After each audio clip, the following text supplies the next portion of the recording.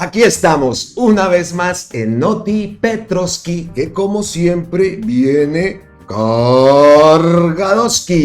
Y esta vez sí que viene cargadoski. Estábamos esperando que Gustavo Petro se manifestara a través de su cuenta de X respecto a los diferentes temas que habían ocurrido durante su visita a Chile, pues temas como lo que pasó, esa entrevista que dio la rectora de la Universidad de los Andes, que prácticamente decía que las universidades privadas, si se fortalecía la universidad pública, entonces la universidad privada se iba a marchitar. Pues temas como esos, obviamente también el tema de Tierra Alta, que es algo que nos tiene sumamente preocupados. Temas como esos los vamos a tratar aquí en Noti Petrovsky. Además tenemos también en qué consiste esa reforma estatutaria de la educación, que es lo que ha generado tanto problema y tanta malinformación por todo lado. Como siempre, con cualquier reforma, con cualquier paso que se quiere dar en pro de la gente, siempre salen los de siempre a obstaculizar todo, a poner el palo en la rueda. También tenemos qué opinaba Gustavo Petro con todo este tipo de calumnias, todo ese montaje que hicieron el fin de semana también con el cuento del general y todas esas declaraciones, que eso tiene que llegar a un término, y un término que sabemos cuál es, porque queremos ver las dichosas pruebas, y si no, pues que la justicia actúe por calumnia, por injuria, por prevaricato, en fin, hay muchas cosas que de eso se puede desprender una investigación jurídica grande, que por fin se haga algo. Pues Gustavo Petro también se manifestó respecto a eso y hace un apoyo, envía un fuerte apoyo a Cecilia Orozco, la directora de Noticias 1, que también vamos a ver un artículo que escribió y anuncia demandas. Todo eso lo vamos a ver también. Últimamente, también en las últimas horas, se han presentado unas declaraciones de Claudia López y este rifirrafe otra vez con Gustavo Petro.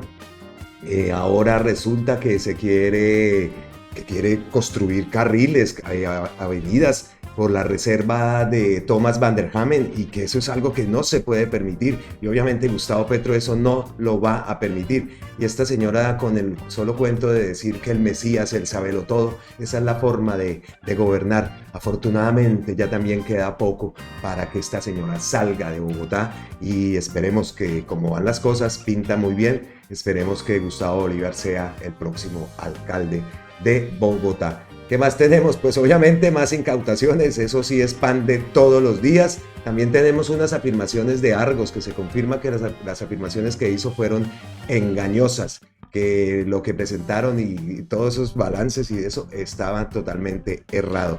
Y también otro tema que varias personas, incluso ayer me escribieron y me decían: ¿por qué este noticiero no habla del tema de los pasaportes corruptos que se van a robar la plata y tal? Pues tenemos también el tema de los pasaportes, que vamos a ver, y como dice Ricardo Leiva, es una licitación que dejó amarrada Iván Duque con sus amigos de Thomas Gregg, que son los que elaboran esos pasaportes y las estampillas de las visas, que también entonces estaban diciendo que era que no querían que la gente se fuera del país. Y ese tema de que la gente se va del país como si fuera ahora que la gente sale del país, toda la vida han habido filas y filas y filas, y yo hablo de la Embajada de España porque he tenido que hacer diligencias, y toda la vida, llevo más de 20 años aquí en España, y toda la vida han habido colas. Incluso antes vendían hasta los puestos, ahora es que es un poco más organizado, pero el cuentico de que es que la gente está saliendo por Gustavo Petro y por Gustavo Petro, como siempre lo diré, pues salen, pero muchos vamos a llegar. Entonces, pues sin más, empezamos ya con todos esos temas que vamos a tratar aquí en el Noti Petrovsky. Comenzamos con el tema de Tierra Alta, Córdoba. Gravísimas imágenes las que vimos. Se ha comprobado ya que efectivamente fueron miembros del ejército que se disfrazaron de guerrilleros pertenecientes a las disidencias de las FARC, amedrentando a mujeres, a niños, mujeres con hijos incluso en los brazos. Vimos unas imágenes terribles que el ejército ha confirmado que sí, efectivamente fueron miembros de esa fuerza. Y lo más triste, lo más terrible es que la gente diciendo que todo esto era organizado por el gobierno, que por eso era que el gobierno estaba sacando a militares para meter guerrilleros o qué sé yo, gente que va a desestabilizar por dentro. Ese es el argumento que están diciendo ahora, incluso por ahí lo leí ayer en uno de los comentarios, que entonces lo que hizo el gobierno fue sacar militares para meter bandidos y que desde por dentro ataquen a la fuerza pública. Esto es inconcebible, eso no se puede permitir y la gente todavía sigue cegada y esto lo han aprovechado. Es que no es solamente la gente, incluso medios hemos visto insinuaciones de ese tipo que se ha hecho. Las cosas no pintan bien en este tema y muy grave, muy grave. Esperamos también toda la labor de la justicia, tanto la justicia militar, porque por ahí vimos también enfrentamiento entre el gobierno entre Gustavo Petro y el fiscal, que ahora vamos a ver una respuesta que le dio Gustavo Petro. Pues, ¿qué dice Gustavo Petro? Volver al paramilitarismo y al despojo de tierra sería el peor error militar de la fuerza pública. Esto no puede pasar en este gobierno. Es el mismo ejército quien debe presentar públicamente al lado del gobierno su propia investigación en estos hechos. Y a propósito, miren esta noticia que encontré por ahí. En Norte de Santander, los ganaderos de Norte de Santander se unen para crear brigadas solidarias. Y esto lo hemos visto aquí en varias regiones del país y todo impulsado por la FURI y así, esto es lo que es bastante preocupante en Colombia. Ya está volviendo, ya se han visto y estas tal llamadas brigadas solidarias no es otra cosa sino que lo mismo que ya hemos vivido en Colombia. Y el Ministerio de Defensa dice que sobre los hechos ocurridos en la vereda del Manso, Tierra Alta, Córdoba, el comandante general de las Fuerzas Militares, general Helder Giraldo, señaló que inmediatamente se conoció la situación, se dio la instrucción a la inspección del Comando General de las Fuerzas Militares de enviar una comisión de alto nivel para verificar la situación y se puso en conocimiento de las autoridades competentes. Acá también dice: es un hecho aislado a lo que profesamos nosotros, que es el respeto a los derechos humanos y la correcta aplicación del derecho internacional humanitario. Aquí, los responsables de llegarse a determinar asumirán las consecuencias al nivel que correspondan. General Helder Giraldo, comandante de las Fuerzas Militares. Pues esperamos que así sea. Esto tiene que llegar hasta las últimas consecuencias. Y la senadora Piedad Córdoba, respecto a todas estas declaraciones, pues hace una reflexión. Dice: ¿quieren entender el cambio? El cambio es que frente a lo de Tierra Alta, los militares salen públicamente a reconocer y a investigar. Con Duque fue a negar que habían asesinado campesinos en Putumayo o que bombardearon niños. Negaron que el SMAT disparara a los ojos y muchas otras cosas que no solo en el gobierno de Duque, sino en gobiernos anteriores también hemos visto como silencio absoluto, y ahora después de muchos años es que estamos sabiendo muchas cosas que todos ya sospechábamos. También, última hora, Caracol dice que la Justicia Penal Militar abrió una indagación preliminar a los miembros del Ejército por el delito de abuso de autoridad especial luego de las intimidaciones armadas contra comunidades indígenas de Tierra Alta, Córdoba. Y dice acá que la Justicia Penal Militar y Policial abrió indagación preliminar por los hechos ocurridos en Tierra Alta, Córdoba, Bogotá, 13 de septiembre, tras conocerse los hechos registrados en la vereda Bocas del Manso de Tierra Alta, Córdoba, donde hombres armados intimidaron a los pobladores de esta zona rural el pasado 11 de septiembre, identificándose como disidencias de la FARC. Un juez de instrucción penal militar abrió indagación preliminar para establecer la presunta participación de miembros del Ejército Nacional en esta acción violenta. La investigación fue aperturada este miércoles 13 de septiembre bajo radicado número por el delito de abuso de autoridad especial. Al lugar de los hechos se desplazó la juez del caso para practicar las pruebas correspondientes. Escuchamos en ese comunicado que la Justicia Penal Militar abrió investigación, pues también ha habido cierta controversia con la Fiscalía, que dice que el Ejército está impidiendo investigar. Ayer se presentó también un hecho grave. Atacaron el helicóptero donde se estaban desplazando los miembros de la Procuraduría y de la Fiscalía. Apareció el helicóptero con unos impactos de bala en el tanque de la gasolina, incluso. Pues vamos, sigamos viendo. Dice el sargento Chalá: un teniente, 2 suboficiales y un grupo aproximado de 7 soldados del Ejército de Colombia serían el grupo de militares que se hicieron pasar por disidencias de la FARC en Tierra Alta, Córdoba. Tenían mando y control, no eran ruedas sueltas, aquí había un propósito por cumplir. La pregunta es ¿cuál? ¿Acaso torpedear la política de la paz total del gobierno del presidente Gustavo Petro? Eso lo dejamos ahí, que dice el sargento Chalá. Y este es el tema que les decía de la fiscalía. Dice el fiscal general de la Nación, Barbosa, entrega declaraciones. A propósito, reapareció Barbosa. Y vea lo que dice. Entonces, declaraciones sobre el ataque del helicóptero que se dirigía a Tierra Alta, Córdoba, con una comisión de varios servidores públicos, entre ellos miembros de la Fiscalía. Esta comisión buscaba llevar a cabo una investigación atada a unos hechos que el país conoció y que están siendo sujetos de investigación por parte, bueno, ¿qué más dijo por acá? Rechazamos el ataque porque lo que denota es que no existen garantías de investigación en Colombia.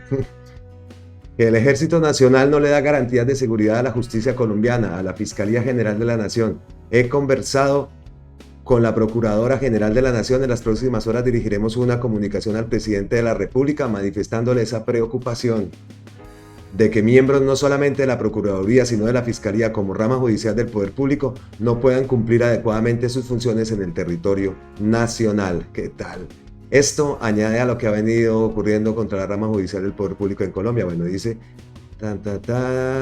y por acá dice, sobre la investigación de los hechos, razón por la cual la comisión de la Fiscalía buscaba llegar a Tierra Alta, el fiscal Barbosa explicó que estamos investigando plenamente lo que está ocurriendo en esta zona. Los actos urgentes se van a adelantar a pesar de los obstáculos que quieran poner diferentes sectores a esa investigación. Lo que dice, ya solicitamos que 30 soldados, 2 suboficiales y un oficial del batallón de la 11ª Brigada del Batallón de Infantería número 83 sean interrogados por la Fiscalía General de la Nación. Y el fiscal subrayó que en esta zona del país donde ocurrieron los hechos opera una subestructura criminal del Clan del Golfo, que es la Javier Yepes Cantero, y al día de hoy tenemos 83 órdenes de captura sin ejecutar contra sus miembros y comandantes en esta zona del país. Es importante que la policía y la fuerza pública estén al frente de esas capturas en zonas rurales para sacar a los criminales de la zona, no para atemorizar a la ciudadanía. Pues Gustavo Petro le contestó y le dice, claro que el Ejecutivo puede investigar a nivel disciplinario sus propios funcionarios a través del control interno y de las comisiones protectoras. Y acá dice Gabriel Escobar, Petro no es abogado, pero las limpias jurídicas que le da Barbosa son monumentales. Ahí está, él tiene todo el derecho de investigar lo que está pasando y lo que está ocurriendo. Pues que se hagan las investigaciones pertinentes y que salga a la luz pública qué fue lo que en realidad pasó, quiénes están detrás de todo esto. Y vemos también cómo RTVC Noticias registra la noticia del ataque al helicóptero. El helicóptero en el que se transportaban 20 delegados de la Fiscalía y de la Procuraduría fue atacado con armas de largo alcance. La aeronave se desplazaba hasta la vereda Bocas del Manso en Tierra Alta, Córdoba. Y dice también RTVC que no se reportaron afortunadamente heridos. Y en este tema de Tierra Alta, Córdoba, eso es básicamente lo último que se ha reportado en la cuenta de X del presidente. Esperamos obviamente más noticias, más información, porque esto tiene que llegar hasta las últimas consecuencias. Seguimos avanzando en Notipetrovsky y como lo dijimos también en la intro, pues otro de los temas que nos preocupaba y que queríamos ver qué iba a decir Gustavo Petro era el tema de las universidades privadas que se marchitan gracias a la reforma estatutaria de la educación, que vamos a ver aquí también de qué se trata. ¿Y qué dijo? ¿Qué dijo Gustavo Petro? Gustavo Petro cita a Lucas Pombo y este post que lo han retuiteado, lo han citado, en fin, todo el mundo ha tenido que ver con lo que dice este señor. Dice, mucho cuidado con lo que denuncia la rectora de Uniandes, Raquel Bernal, en la W. La ley estatutaria de la educación, en combinación con la gratuidad en la educación superior pública y la reforma al ICETEX, marchitará las universidades privadas. Eso lo dijo, y como lo digo, estábamos esperando qué decía Gustavo Petro de esto. Más o menos, eso fue la respuesta. Más o menos se puede poner esa frase en lo que no dice, pero en sus consecuencias se dedica enormes recursos públicos a financiar la universidad privada, pero se desfinancia la pública, lo cual equivale a que el 50% de los jóvenes se queda sin educación superior. y el país profundiza su desigualdad y la violencia. Esto, y eso ya lo sabemos, de verdad que un país como Colombia, aunque un país que quiera vivir en paz, que quiera ser justo, lo mínimo que debe garantizar es la educación, no solo para los que tienen dinero, no solo para los que tienen esa oportunidad de escoger, porque ahorita lo vamos a ver, todavía piensan que es que todos los jóvenes del país tienen oportunidad de escoger si estudio en la pública, si estudio en la privada, si pago 30 millones o no pago. O sea, es que de verdad es indignante esa forma de pensar, esa forma de debatir. Está bien, debatan, pero ahorita lo vemos. Miren, vamos a verlo de una vez. Vea. Lo digo porque es que David Racero le contestó. Y aquí, José Manuel Restrepo Abondano, economista, rector de la universidad, es el exministro de Hacienda y de Comercio. Bueno, listo. Dice, presidente, no le hace bien al país desconocer y tácitamente descalificar el aporte del sistema mixto a la educación superior colombiana, donde la universidad no oficial hoy representa casi la mitad de la población y de las instituciones que el mundo reconoce como de mayor calidad por sus aportes a la ciencia y formación. En el sistema mixto opera el no ánimo de lucro, legalmente, y es responsabilidad del gobierno la inspección, vigilancia, control y sanción de esto. El sistema todo se comporta como bien público. Las universidades no oficiales se financian de sus propios ingresos y de ninguna manera ni compiten por recursos ni financian la educación superior pública. Eso es responsabilidad del gobierno en sus presupuestos. Con pragmatismo, aproveche el sistema mixto y particularmente también las instituciones no oficiales para lograr ese otro 50% de cobertura que todos queremos alcanzar como sociedad. Y recuerde que ese fue el modelo que en las últimas décadas incrementó en más de un 100% la cobertura y calidad del sistema. Funcionó. Y bastante bien. ¿Por qué afectarlo ahora? Para lograr lo anterior no tiene sentido desconocer la educación postmedia o marchitar el ICETEX. ¿Marchitar el ICETEX? Como insinúan las nuevas leyes en educación y menos aún, restringir la libertad de decidir del estudiante. Aquí es donde vengo al detalle.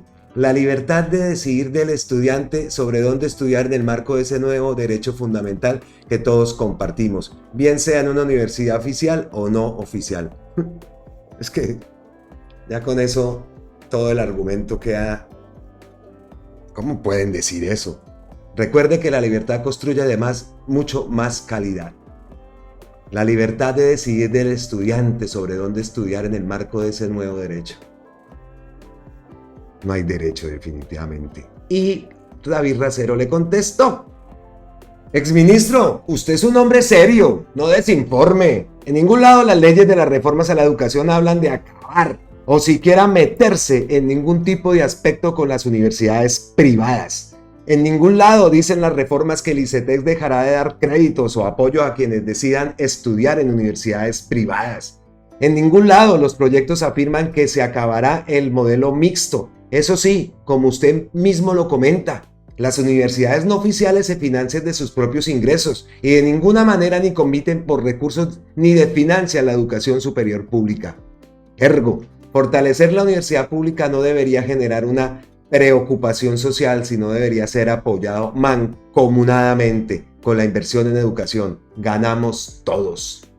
Es verdad, es verdad. Y vea, ahí mismo David Racero lo desmiente. Las universidades no oficiales se financian de sus propios ingresos y de ninguna manera ni compiten por recursos ni se financia la educación superior pública. Es que es lo que están diciendo.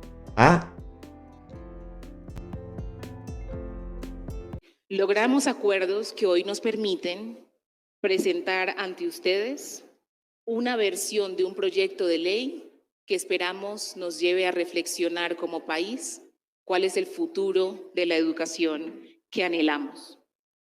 Logramos acuerdos que hoy nos permiten dar un paso crucial de calidad y de pertinencia. Una visión de un modelo educativo que en esa visión de calidad y pertinencia promueve una visión de inclusión, de interculturalidad y de antirracismo. Un modelo educativo que permite que Colombia, sin excepción, le abra las puertas, le cree oportunidades al aprendizaje y a la formación integral en condiciones equitativas.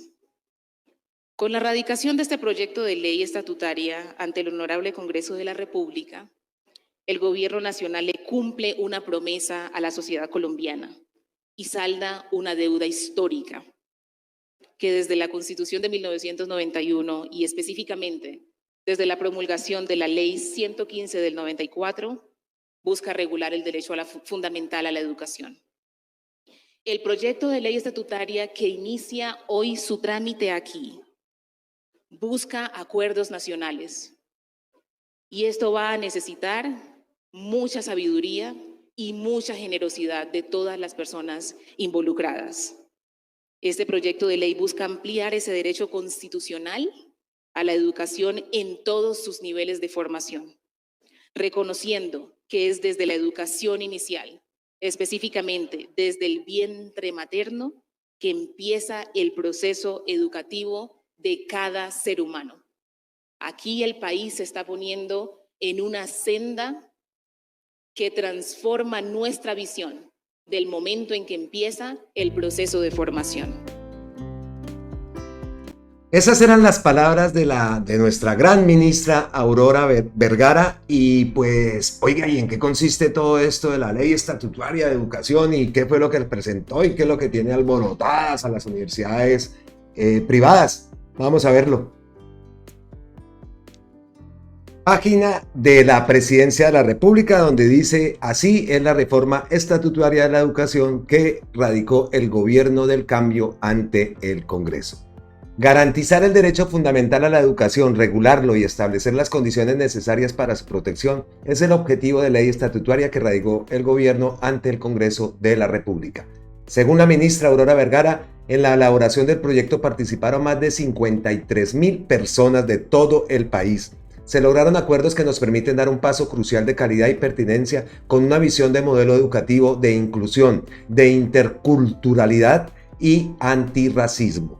El proyecto de ley estatutaria define la educación como un derecho en todos sus niveles. Por eso comprende garantías de acceso desde la educación inicial, prejardín, jardín, transición, pasando por la educación básica, media y superior. Incluye también un capítulo especial para que los adultos que no terminaron sus estudios puedan hacerlo ahora, y un artículo que define el derecho fundamental a la educación para las personas privadas de la libertad. Sobre el derecho a la educación, el presidente Gustavo Petro dijo durante la sesión del Consejo Nacional de Juventud el pasado 27 de mayo en las islas de San Andrés que nuestro objetivo es que más muchachas y muchachos estudien en las universidades que existen, para lo cual hay que ampliarlas, tener más sedes y que esas sedes estén también en los territorios. ¿Cuáles son los ejes del proyecto? La estructura del proyecto se fundamenta en 4 ejes: disponibilidad o asequibilidad, accesibilidad, aceptabilidad y adaptabilidad. La disponibilidad o asequibilidad representa la garantía de un sistema educativo con establecimientos e instituciones, así como los recursos financieros, administrativos y talento humano idóneos y suficientes para satisfacer la demanda educativa en el territorio nacional. La accesibilidad indica que la educación debe estar al alcance de todas las personas de forma progresiva, con igualdad de oportunidades, sin ningún tipo de discriminación y con total respeto de la dignidad humana. La aceptabilidad establece que el Estado deberá promover y vigilar la calidad de las metodologías y procesos educativos para que resulten pertinentes y adecuados a la comunidad y a su contexto regional y cultural, garantizando el respeto de los derechos humanos y de los sistemas educativos propios de quienes participen en ellos. Y finalmente, el eje de adaptabilidad busca que la prestación del servicio de educación garantice la permanencia de los estudiantes en el sistema educativo.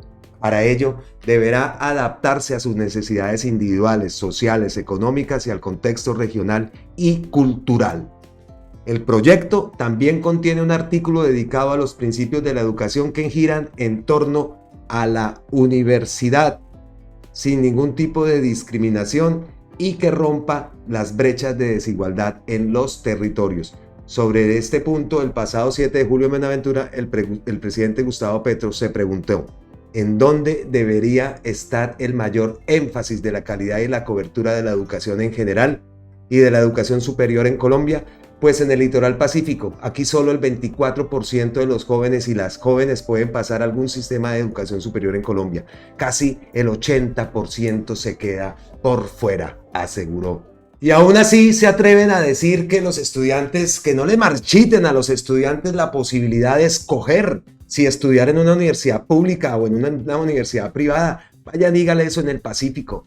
Ojalá todos tuvieran la oportunidad de estudiar, de escoger dónde estudiar. Ojalá fuera así como lo ven esto. Qué desconocimiento de país tan grande. Ahí están los datos en el Pacífico. ¿Cuánta gente no estudia? Porque nunca han tenido la oportunidad. Ahí están. No es mentira. Y a eso se oponen. Increíble. Y Sofía Petro, ojo, que de aquí lo ven, está retuiteado por Gustavo, obviamente, dice, claro, el que la educación sea gratuita permite que la educación sea finalmente un derecho y no un privilegio, equivalente a endeudarse. Responde, además, a un reclamo histórico por parte de los movimientos estudiantiles. Escandaloso es desfinanciar la educación pública. Totalmente de acuerdo. Y hay otro que tengo aquí, Alejo, y comenta. Y también lo retuiteó Gustavo Petro. Dice, la universidad es privada, pero requiere recursos públicos. La universidad es pública, pero no recibe recursos privados. Que alguien me explique. ¿Cómo lo vemos? También lo retuiteó Gustavo Petro. Y dejamos así el tema de la educación. Eso más o menos es lo que ha ocurrido en la cuenta de X del presidente. Le decimos, señor presidente, siga posteando, trinando, por favor. Pasamos a otro tema, que es el tema de Cecilia Orozco. Y aparte de Cecilia Orozco, el mensaje también que Gustavo Petro, por medio de esto, también manda. Y hace también una reflexión que estábamos esperando un mensaje como de este tipo, porque también con todo lo que pasó el fin de semana, las declaraciones del general, los montajes, y no solo este fin de semana, es que ya venimos, que cada fin de semana esperamos a ver con qué circo salen, y por el otro lado, diciendo que cada semana hay un escándalo, y así es que tienen la opinión del gobierno. Desafortunadamente esas noticias sí calan. Así como lo digo, la gente dice, y por ahí los ves muchísimos, todas las semanas un escándalo, todas las semanas un escándalo. ¿Y en qué se basan? En los escándalos que arma Cliqui Dávila, la señora del Pasquín. Así es las cosas. Entonces, pues Gustavo Petro aprovechó de paso para enviarle un mensaje de apoyo a Cecilia Orozco ante todos los ataques también que el Pasquín estaba vertiendo sobre ella, y en especial la señora del Pasquín. Pues leamos primero que todo el trino que envía Gustavo Petro, luego leeremos una columna que escribió Cecilia Orozco, donde habla de que tomará medidas. El trino de Gustavo Petro es este. Una sentencia final de un magistrado que absolvió, después de varias sentencias condenatorias, el que se hubiera destruido mediáticamente a toda una familia al publicar circunstancias exclusivamente íntimas sin su consentimiento, y que no había más derechos que la libertad de expresión de la periodista, que en realidad es una militante de la extrema derecha y su vocera quizás más importante. Desde entonces, la mentira es el eje de la actividad de la extrema derecha, que destruye sin temor alguno, sin ningún tipo de obstáculo ético, y en forma creciente personas inocentes, usando condiciones de acceso al poder de los medios. Hasta Fox, el medio de la derecha norteamericana, ha sido condenado por una justicia bastante conservadora cuando su información ha destruido personas inocentes y cuando la mentira ha sido llevado al máximo de la mentira. ¿Quién defiende los derechos del calumniado o calumniada? ¿Hasta cuándo confundiremos el derecho a la persona y su buen nombre, aplastando por completo por el derecho de destruir a esa persona solo porque no piensa igual que el activista o porque se atraviesa en su negocio? No es el presidente el que debe actuar para restablecer el derecho a ser persona en la sociedad, que es básico para la libertad, sino que le corresponde a la justicia constitucional. Toda mi solidaridad a Cecilia Orozco, profundamente calumniada, y a las personas que son tan tramposamente destruidas solo porque están cerca de mí, pertenecen a mi gobierno o se acercan a él, o porque por simples hechos de la vida, como en el caso de Cecilia, estuvo compartiendo una fundación sin ánimo de lucro con alguien que por sus valores de justicia está en mi gobierno. Fuerte, fuerte el mensaje y aplaudimos ese mensaje. Y la columna, ¿cuál es la columna de la que habla Gustavo Petro?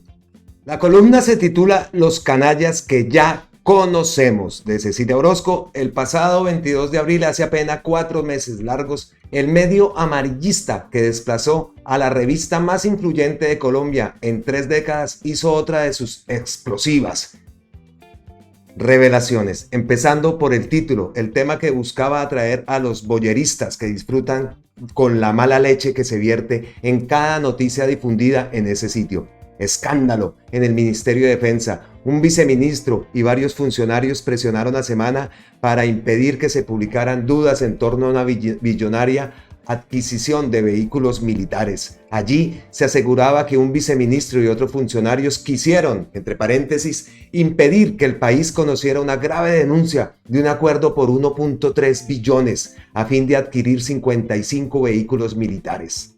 El viceministro responsable del área en que se había presentado el acto de corrupción, consistente en 17 millones de dólares en sobrecostos, es el general en retiro Ricardo Díaz, un individuo oblicuo. Pues bien, este personaje pasó de ser el censor de Semana protagonista de su reciente portada. El titular contradice el de su mes de abril, lo que sabe el general. En todo caso, la entrevistadora desplegó 10 páginas de la edición física y una eternidad en video para darle cabida a la hiel del recién expulsado del gobierno, quien vino a recordar sus denuncias sobre la corrupción que corroe su despacho solo después de enterarse que su expectativa de ascender al cargo de ministro de Defensa en reemplazo del actual era una mera y fallida ilusión.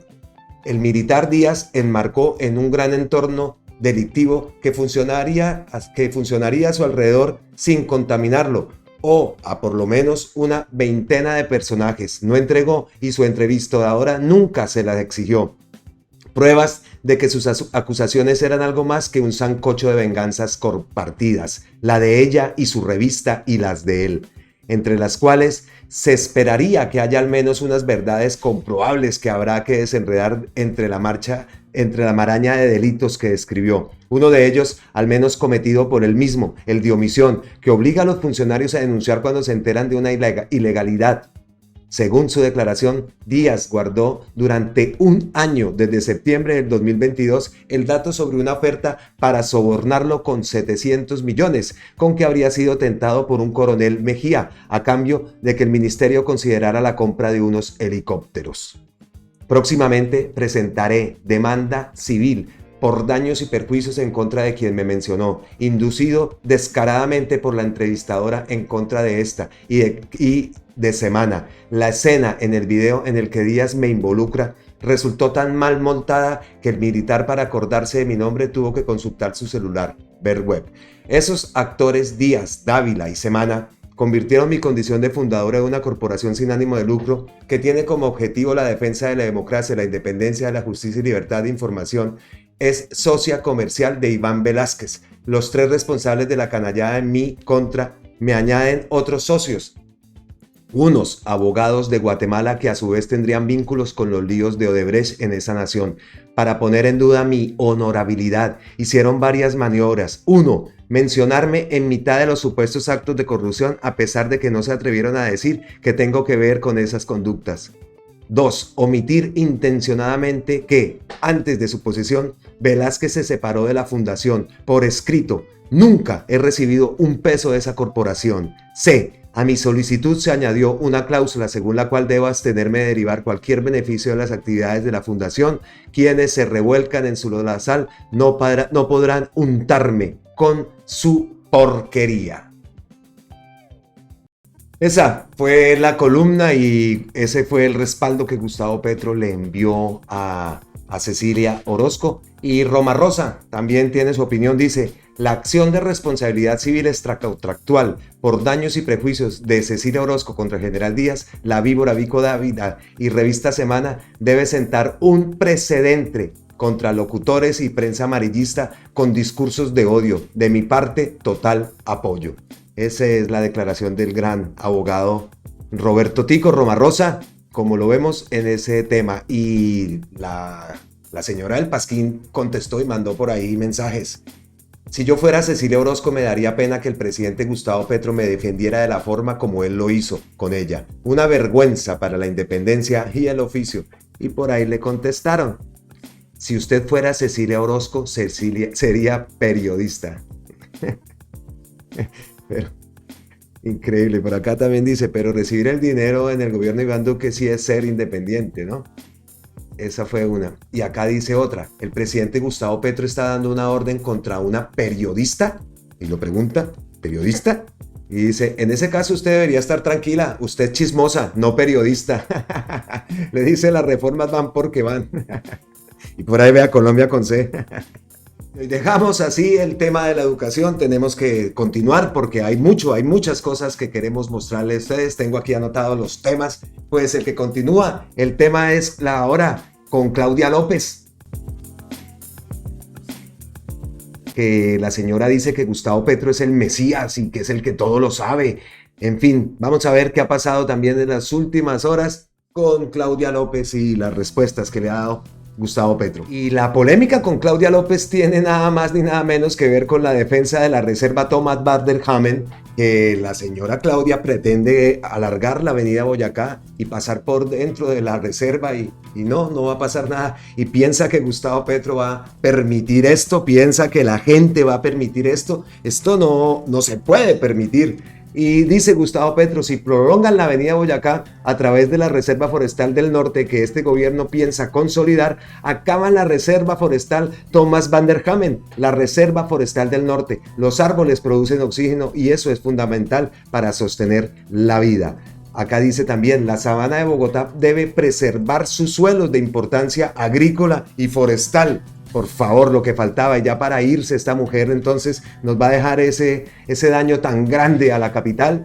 Susana Mohammad también tiene que ver con este tema. Dice, este jueves, hoy, construiremos un acuerdo por la protección y la vida en la sabana de Bogotá con la ciudadanía, el campesinado, las organizaciones sociales y el empresariado. Los invito a conectarse a la asamblea en las redes sociales del Ministerio de Ambiente porque la sabana decide. Es que esto no se puede permitir. Así ella sea la alcaldesa. ¿Y qué fue lo que dijo? Dijo, esa manía maldita de creerse el Mesías, el que más sabe, que llega a hacernos cosas destruyendo y desconociendo todo lo anterior. Lo único que produce es saboteo, pérdida de los recursos, dijo Claudia López, refiriéndose a polémica con Gustavo Petro. Y lo dijo Gustavo Petro y vea, de nuevo lo repito, pasar la avenida Boyacá por toda la reserva Thomas Bader-Hamen es acabar la reserva Thomas Bader-Hamen. ¿Y quién es Thomas Bader-Hamen?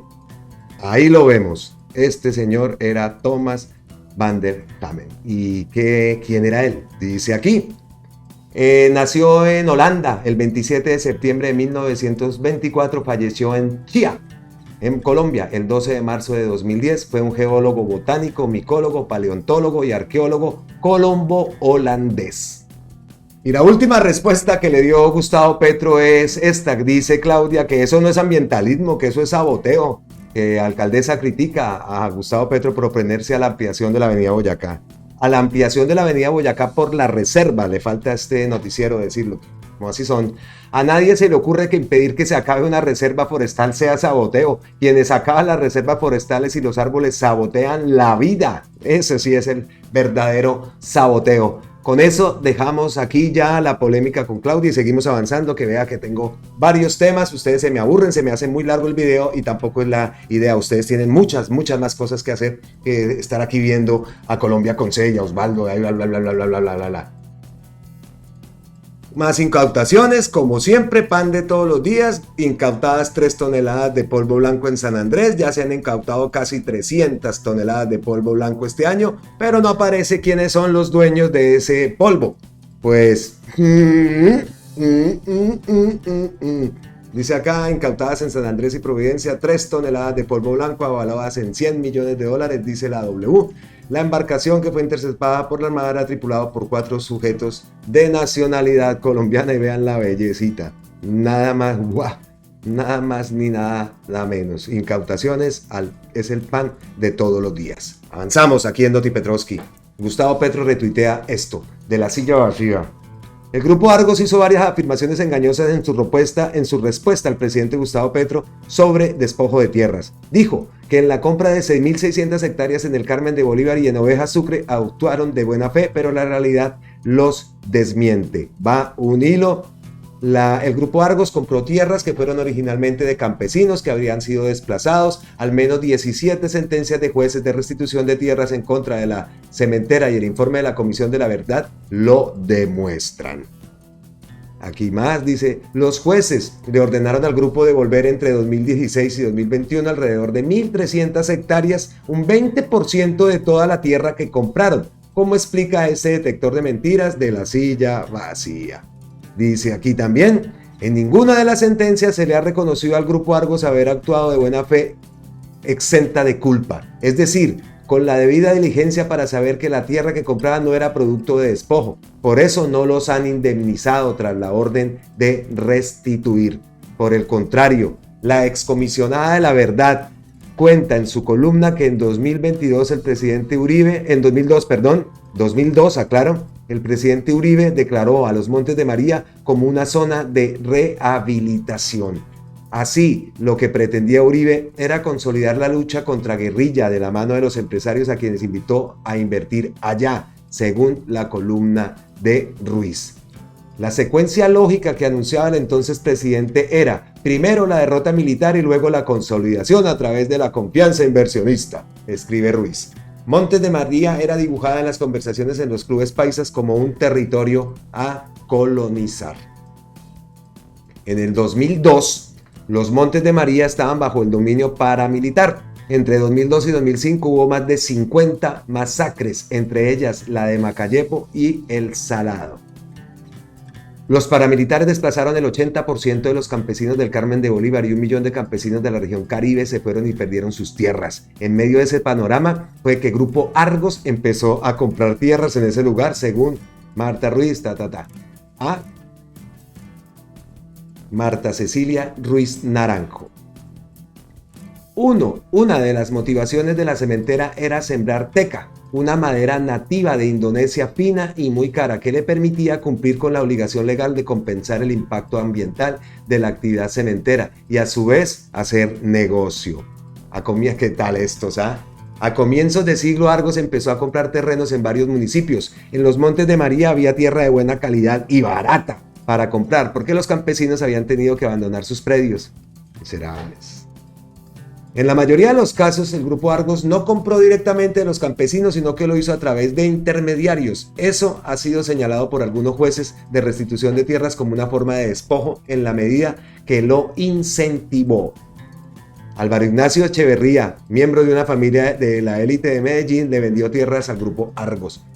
Ha relatado que entre los negociantes de Medellín y Envigado, casi todos amigos de Uribe, se sabía que Argos estaba interesada en comprar 10.000 hectáreas, dice Ruiz. Según la columna Marta Ruiz, algún comandante de la Armada le pidió que invirtieran en Montes de María antes que se produjera un retorno de los desplazados a quienes consideraban guerrilleros de civil y milicianos.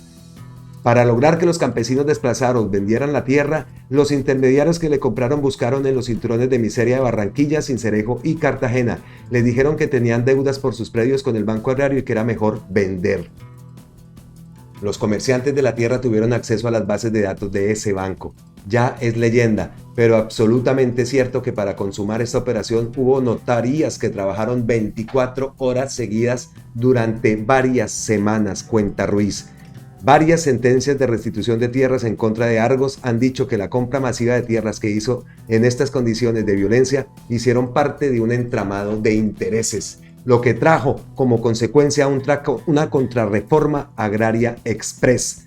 También es la prueba fehaciente de que en la guerra hubo perdedores netos como los campesinos, pero también grandes beneficiados, dice Marta Ruiz en su columna. Grupo Argos donó recientemente 1.000 hectáreas al Estado para la reforma agraria, un gesto que el presidente Petro Gustavo aprovechó para decir que esperaba que fuera el comienzo de un mensaje del gran capital en Colombia. En todo caso, es una lástima que Argos no reconozca con gallardía que su actuación fue oportunista e incentivó el despojo. Debe pedir perdón, concluye la periodista y excomisionada de la verdad, Marta Ruiz. Y recordamos la carta tan valentonada que le mandaron al presidente, que Argos y todos los congresistas del Centro Democrático defendiendo a Argos, defendiendo la empresa privada, que lo que ha generado ese empleo. ¿Qué tal lo que hay detrás de eso? Y eso lo retuiteó Gustavo Petro, por eso lo traigo, a pesar de que es la silla vacía, pues retuiteada por Gustavo Petro y pues le decimos, señor presidente, siga retuiteando, reposteando, trinando, posteando, pero por favor, no pare de hacerlo, porque es que es una forma de poder tener más conocimiento de cosas que de pronto no dices en las entrevistas, que no dicen de pronto ante una cámara, pues por eso también es la razón del Notip3. Entonces, señor presidente, no se detenga, siga posteando, trinando o como ahora se llame.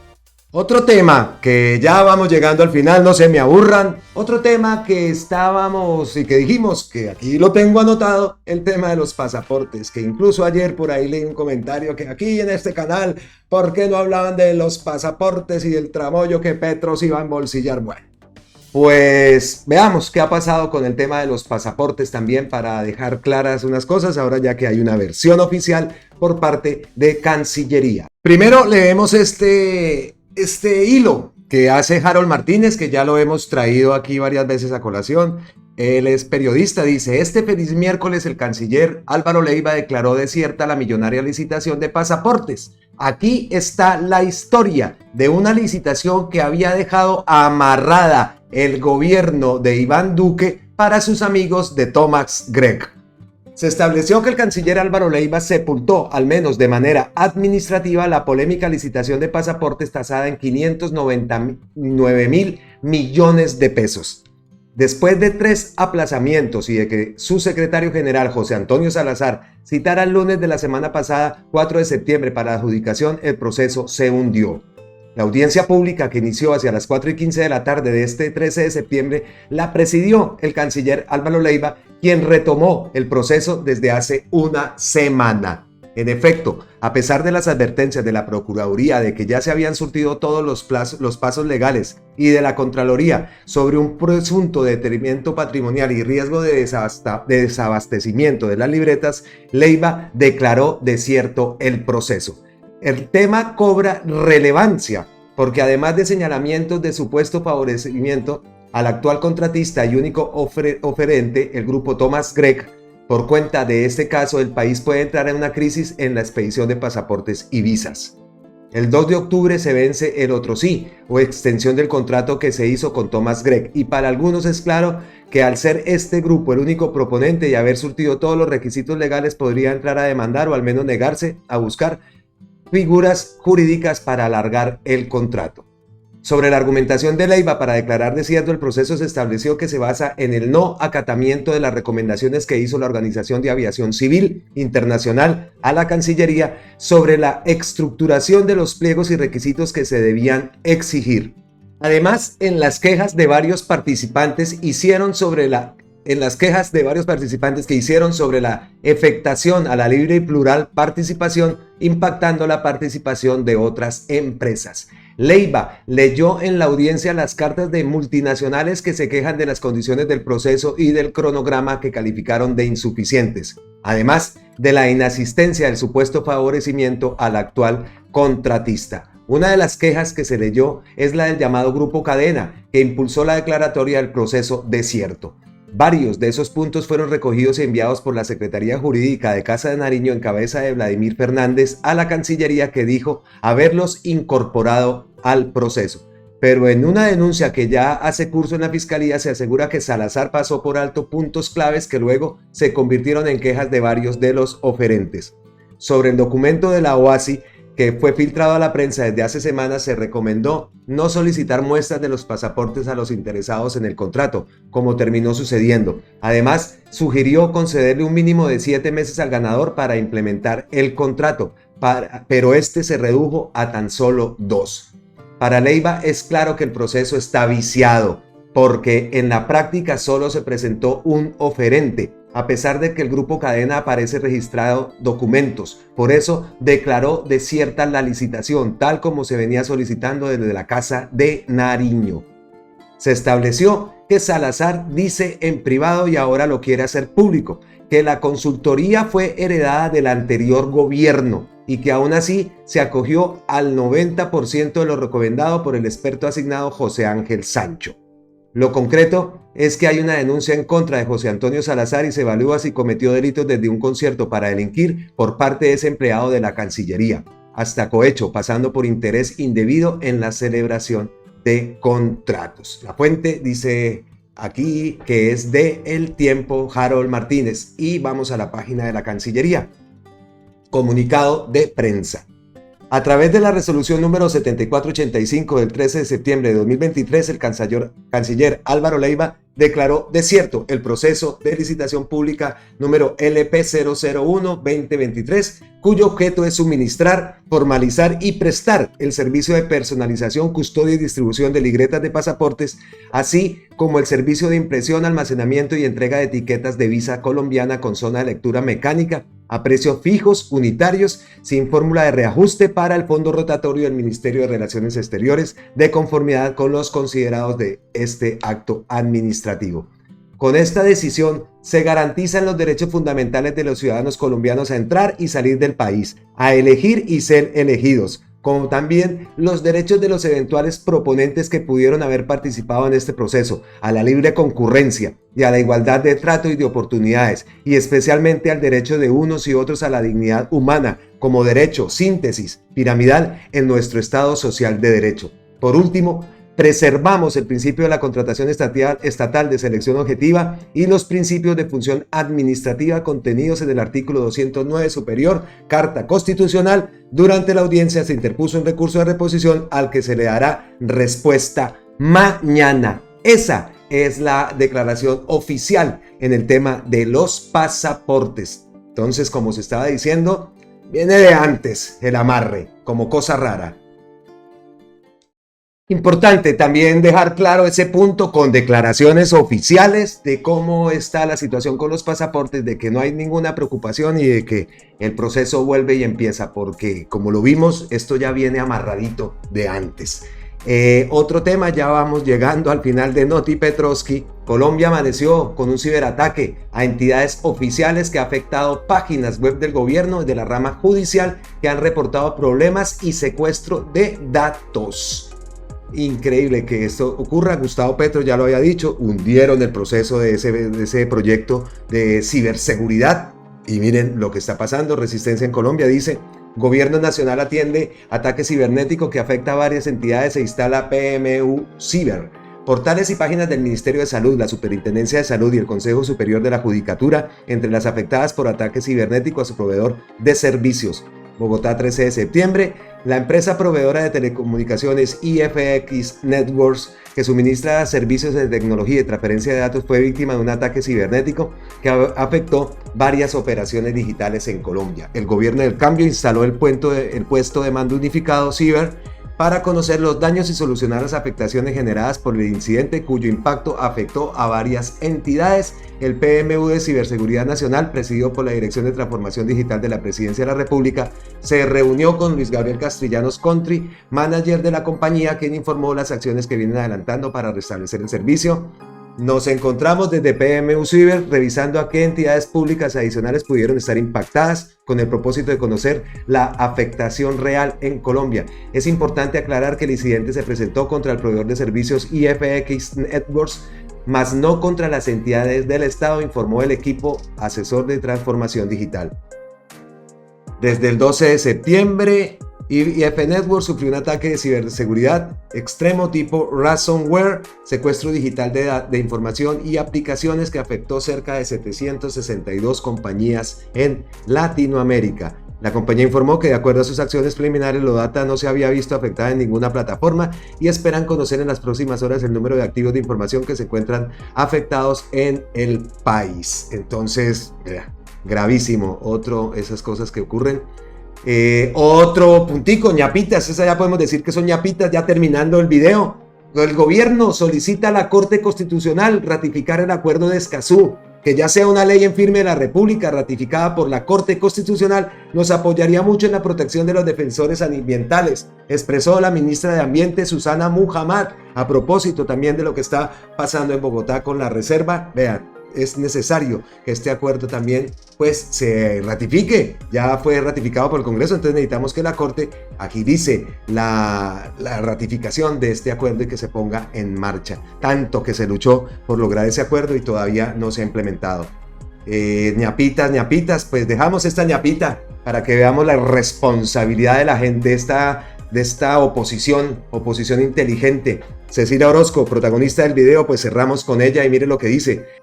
Tipo tan irresponsable, este señor que posa de dirigente, de candidato y de jefe político. Álvaro Gómez Hurtado debe estar furioso en donde quiera que esté por el inepto ser en que vino a caer su apellido. Y lo dice por Enrique Gómez, que mire lo que dice. Comienza la narcocumbre cuando llegó AMLO a Colombia. Llega a fijar cuotas entre carteles para que no se maten. Por eso está AMLO en Cali, los del ELN y las FARC deben estar que no caben de la dicha. Eso es ser miserable. Sandra.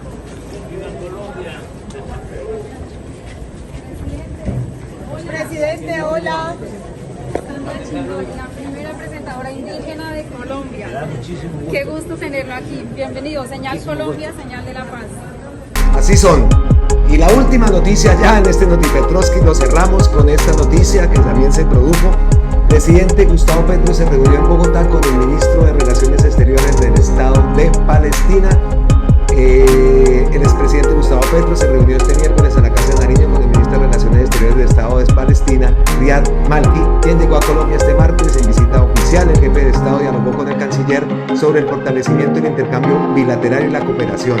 En el encuentro trataron también sobre la próxima cumbre, grupo de los 77 más China, que se celebra el viernes y sábado próximos en Cuba, y a la que asistirán el mandatario colombiano y el presidente del Estado de Palestina, Mahmoud Abbas. En el encuentro en la Casa de Nariño participaron el ministro de Comercio, Industria y Turismo, Germán Umaña, Mendoza, el ministro de Justicia, el de Derecho, Camilo Eduardo Umaña, el embajador de Palestina en Colombia.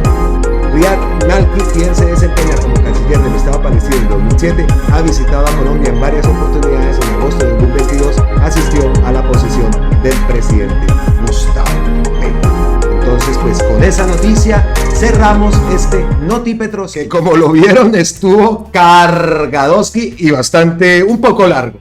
Pero era necesario incluir toda esta información porque Gustavo Petro, como estuvo el fin de semana en Santiago, no se había manifestado a través de su cuenta de X de todos esos temas que estaban ocurriendo, de todas esas mentiras, de todos esos escándalos, entre comillas, que armaron esta gente para seguir desprestigiando al gobierno. Pues esa era la intención, entonces quisimos reunir todo lo que estaba pasando y ya nos pusimos como al día con lo último que ha posteado, que ha trinado. Entonces nos vemos en uno próximo, en otro Notipetrovsky, en otro Usted Sabía Qué, aquí en Colombia con C de cambio, con C de campesinos. Y recuérdenlo, que ese país, Colombia, potencia mundial de la vida, ese país, Colombia, el país de la belleza, es nuestro país y lo vamos a cambiar. Eso tengámoslo por seguro, que lo vamos a lograr. Nos vemos en la próxima. Abrazos ancestrales desde la distancia. Como siempre, trillones, cuatrillones de gracias infinitas para todos ustedes. Nos vemos en la próxima. Chao.